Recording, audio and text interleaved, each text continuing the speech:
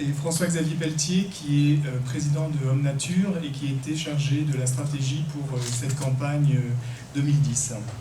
Je laisserai François-Xavier ensuite vous présenter, vous dire comment se passent ces chasses, puisqu'il a pu le vivre de l'intérieur. Et donc pour cette opération de cette année, on a mené ce partenariat avec l'aide bien évidemment de François-Xavier Pelletier, sa connaissance, son expertise, donc il a été évidemment très utile pour cette campagne.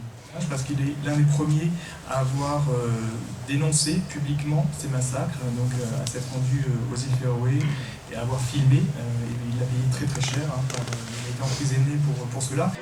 Et non seulement j'ai assisté à un véritable massacre, mais en plus j'ai été l'objet moi-même, la victime d'un véritable chasse à l'homme. Ils avaient utilisé un bateau, ce bateau ils l'ont éperonné, ils ont cherché à le couler. Alors j'ai dû changer ce bateau en bois et prendre un pneumatique. Après ils ont cherché à agripper, à crever avec des gros crochets qu'ils ont. Ils ont cherché à crever ce pneumatique pour me couler. Ils m'ont crevé les 4 roues de la voiture. Après, il y a toute la police qui m'a couru après dans toute l'île pour essayer de récupérer les caméras, les films et les bandes magnétiques. Ils ont finalement réussi à tout saisir. Mais c'est un reportage que l'on doit saluer parce qu'il fallait oser le faire. Direction donc les îles Féroé.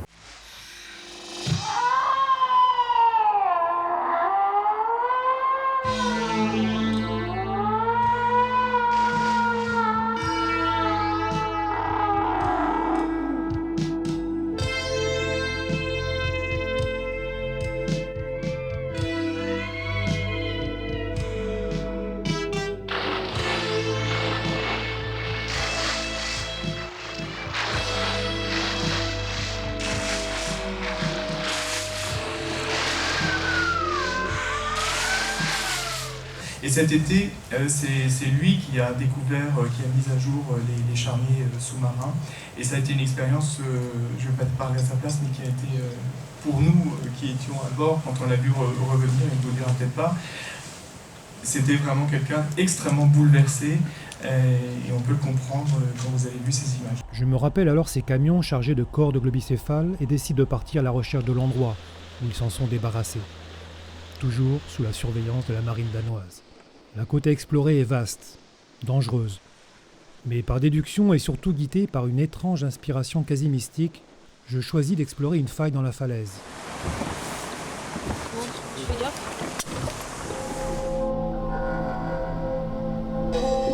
J'y découvre enfin, par 24 mètres de fond, au creux d'une crevasse balayée par les flots, un cimetière centenaire de globicéphales.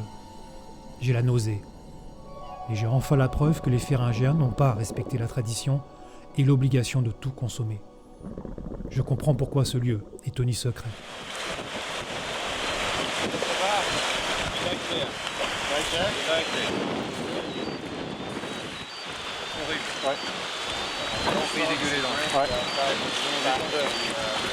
Ça y est, j'ai enfin réussi à trouver ce cimetière des globicéphales après de nombreuses recherches et c'est vraiment très impressionnant. C'est une espèce de véritable cauchemar. J'ai même l'impression que c'était un espèce d'appel au secours. J'ai l'impression qu'ils étaient encore vivants.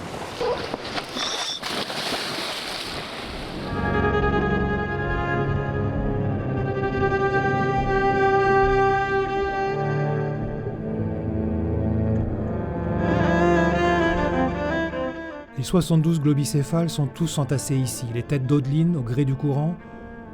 J'ai la sensation qu'ils sont encore vivants, qu'ils cherchent à me transmettre leur détresse. J'en suis même sûr. Je me retourne sous l'effet d'ondes communicatives qui pénètrent mon corps. Je sais que personne en surface ne me croira, mais j'ai l'impression d'être passé dans un autre univers, celui des cétacés qui me crient leur désespoir. Le spectacle est affligeant. Des fœtus se mêlent à des corps entiers d'adultes, beaucoup de jeunes aussi, un vrai gâchis, que même un chasseur ne pourrait tolérer. Allô ? Oui, Brigitte ? Oui.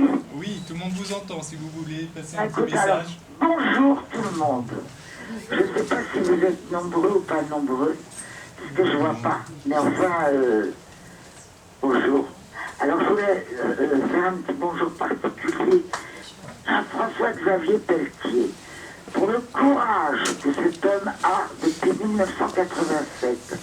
C'est lui qui a commencé à dénoncer le massacre ignoble et tenu très secret de ces malheureux dauphins appelés globicéphales qui a lieu sans arrêt et depuis les Vikings dans les îles Féroé. Et il a pris des images à cette époque avec beaucoup de courage. Il a fini en prison. Mais il était avec mon équipe et l'équipe de Sea Shepherd cet été aux îles Féroé. Et il a vu des images, enfin il a vu des monstruosités, des charniers d'animaux laissés. Où effectivement François-Xavier a apporté une expertise qui est inestimable.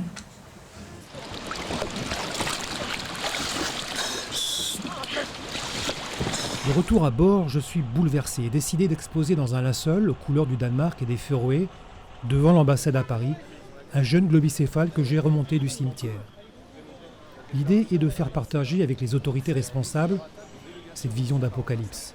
C'est juste un transfert de la tradition vers une activité moins glorieuse.